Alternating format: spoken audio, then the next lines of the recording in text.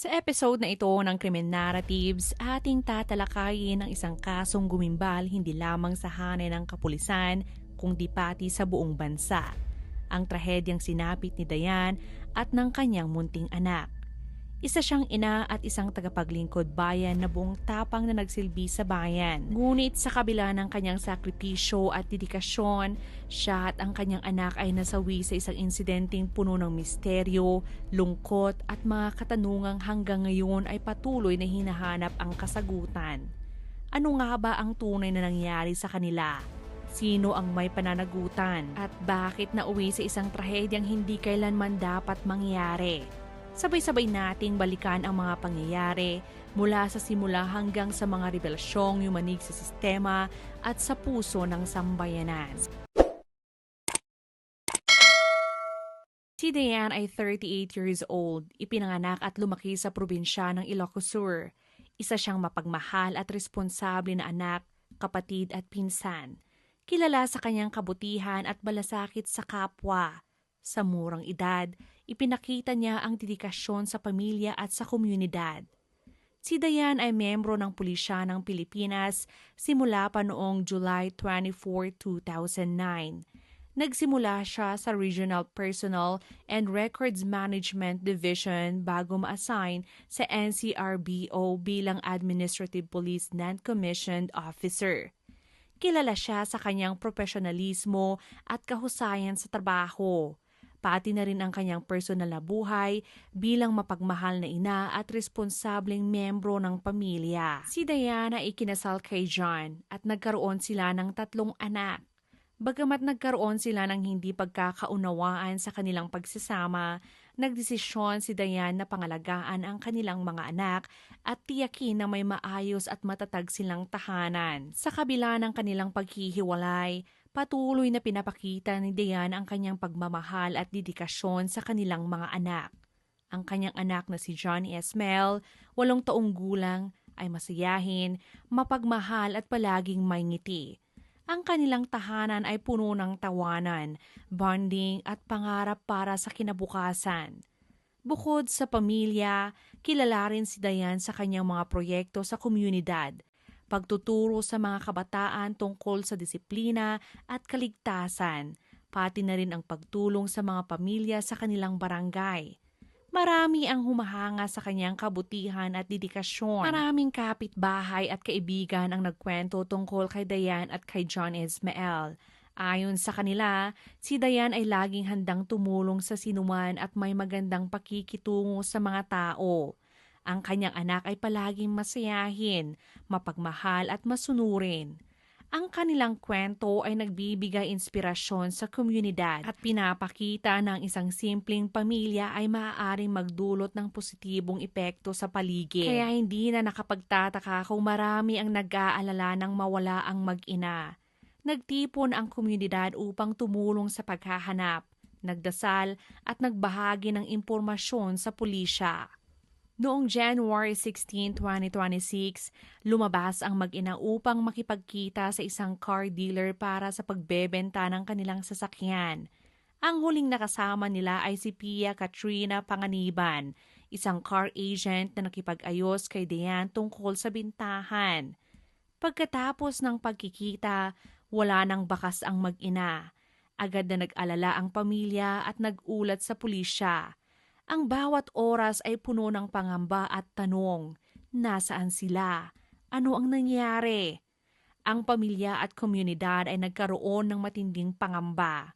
Maraming tao ang nagpakita ng pakikiramay at nagbigay ng suporta sa pamilya sa pamamagitan ng panalangin at tulong sa paghahanap. Sinimulan ng mga otoridad ang masusing paghahanap.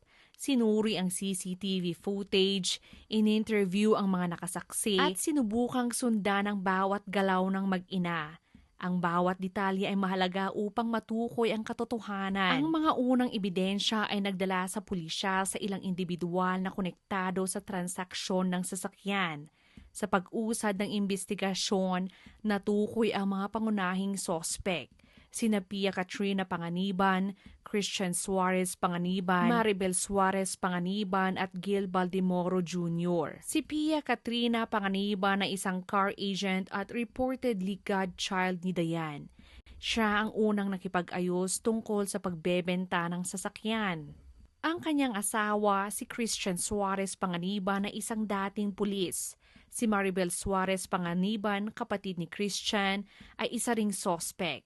Si Gil Baldemoro ay isa pang kasangkot sa pangyayari. Ayon sa investigasyon, ang motibo sa krimen ay nakatuon sa pera mula sa bintahan ng Toyota Innova na nagkakahalaga ng humigit kumulang 450,000. Isa sa mga sospek, si Pia Katrina Panganiban ay sumuko sa mga otoridad matapos ang investigasyon. Sabi niya sa akin, wala na. Paano wala? Wala na. Meron ba kayong conversation ng ninang mo? Hindi wala ko, sinasabi ko, pwede natin makulit sa MPC. Pinabilis ko lahat ng alam niya. O, nasaan? Asan? Nandito sa cellphone ko, pinabilis ko yung Pwede mariretrieve yan. Marirecord natin. Messenger ba? Messenger? phone number. Paano? Kaya, Kaya mo yun, MPC. Tulungan mo po. Password na kasawa mo? Hindi ko alam siya. paano niyo pinatay si Ninang? Pinaluhod niya po si Ninang. Saan? Nagpapakaawa si Ninang sa kanya. Saan yung pinatay si Sa Nina? idol po. Saan nga idol? Saan idol? Pumunta ka, hindi mo alam? Hindi ko pumunta.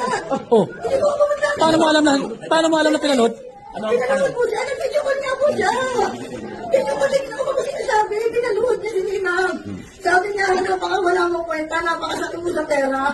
Lahat na kariyan mo sabi na mapupunta. Oras na mawala ka. Narinig ko yung bata nag-iiyak. Sabi ko na yung bata, huwag mong gagalawin. Anak mo yan. Anak mo yan. Ayon sa pulisya, sinabi niya na kumilos siya dahil sa konsensya at ipinahayag ang kanyang panghihiya at takot sa nangyari. Bagaman hindi ito isang formal na pahayag o pormadong confession sa korte, ang pahayag na ito ay bahagi ng investigasyon at ipinakita ang kanyang pakikipagtulungan sa mga otoridad upang masiguro ang katotohanan at hustisya para sa pamilya ni Dayan at John Ismael. Samantala, ang asawa ni Dayan na si John ay kooperatibo sa pulisya o isa rin siyang pulis. Ayon sa kanyang abogado, wala siyang warrant at sumiilalim sa investigasyon ng boluntaryo. Ang malinaw na paglilinaw na ito ay nakatulong upang maiwasan ang maling balita sa publiko. Ang kanyang pakikipagtulungan sa mga otoridad ay nakatulong sa mas mabilis na pagtukoy sa mga sospek at motibo sa pangyayari. Ang bawat hakbang sa investigasyon ay isinigawa ng maingat. Ang koordinasyon sa pagitan ng iba't ibang ahensya ay nakatulong upang masiguro na walang detalye ang mawawala. Ang pagkonekta sa mga sospek, pagtukoy sa motibo at pagsusuri sa ebidensya ay naging sentro ng investigasyon. Ang layunin ay hindi lamang matukoy kung sino ang may pananagutan, kundi upang maibalik ang hustisya sa pamilya at komunidad. Bandang hapon ng January 24, natuklasan ang bangkay ni Dayan sa isang sapa sa Pulilan Baliwag Bypass Road sa Barangay Dulong Malabon, Pulilan, Bulacan. Ang katawan ay natagpuan na nakabalot sa itim na garbage bag at may palatandaan ng tama ng bala sa ulo. 5 araw pagkatapos, noong January 29, bandang 2:50 ng hapon, natagpuan naman sa isang kalamansi farm sa Barangay Maluwid, Victoria, Tarlac ang bangkay ng kanyang anak na si John Ismael. Ang katawan ng bata ay nakabalot ng plastic tape at iniulat na ang sanhi ng pagkamatay ay suffocation. Sa pagkatuklas ng mga labi at pagkakabalita ng mga detalye, agad na nagsagawa ang mga otoridad ng Special Investigation Task Group upang alamin kung sino ang may sala at ang motibo sa likod ng trahedya. Kaya noong January 30 ng gabi, sa magkahiwalay na operasyon sa Barangay San Agustin at Barangay San Bartolome sa Quezon City, naaresto ng mga pulis ang 3 pangunahing suspect. Si Pia Katrina Panganiban, ang car agent at kasama sa huling kita ng mag-ina. Christian Suarez Panganiban, ang asawa ni Pia at dating pulis na dismissed mula sa serbisyo. Si Gil Baldemoro Jr., kasabwat at rider. Voluntaryo po na sumuko sa kapulisan po dahil nahabag na po yung kalooban ko. Nakukonsensya na po rin po ako sa sa nangyari at gusto ko rin pong nalulungo po ako sa ginawa ng mag-asawa na yun. Gusto ko rin po talagang gusto ko rin sarili ko na sila po talaga yung may kaluluwan ng lahat. Hirap po kasi sa kalooban ko yung nangyari na yun. Kaya voluntaryo po akong nagbigay ng salaysay. Bawang katotohanan lang po talaga. Ang tatlo ay agad na kinuha ng pulisya at dinala sa Quezon City Police District kung saan isinagawa ang inventory ng mga nakuhang ebidensya tulad ng 100,000 cash at mga mobile phones ng mga biktima. Na-recover din ng PNP ang mobile phones ni Dayan at John Ismael mula sa mga suspect, pati ang SUV na posibleng ginamit sa pagdala ng mga bangkay at itinago sa Pampanga. Matapos ang arrest ng mga suspect, opisyal na nagsampa ang Quezon City Prosecutor's Office ng mga kasong robbery with homicide, pagnanakaw at pagpatay, theft. Ang kaso laban kina Pia Katrina Panganiban, Christian Suarez Panganiban at Gil Valdemoro Jr. ay kasalukuyang ipinagpapatuloy ng hukuman habang ang ama na si John Molinido ay may kasong obstruction of justice na isinampa laban sa kanya bilang person of interest. Ang malagim na pangyayaring ito ay hindi lamang isang balita. Ito ay trahedyang tumama sa puso ng pamilya, kapwa pulis at ng buong komunidad. Ang mga biktima na si Dayan, isang lingkod bayan, at ang kanyang anak na si John Ismael ay naiwan na may mga pangarap at pagmamahal na hindi natupad. Ang kaso ay patuloy na sinusubaybayan ng mga otoridad at ng publiko, at ang pagkahangad ng hustisya ay nananatiling buhay sa puso ng mga naulila.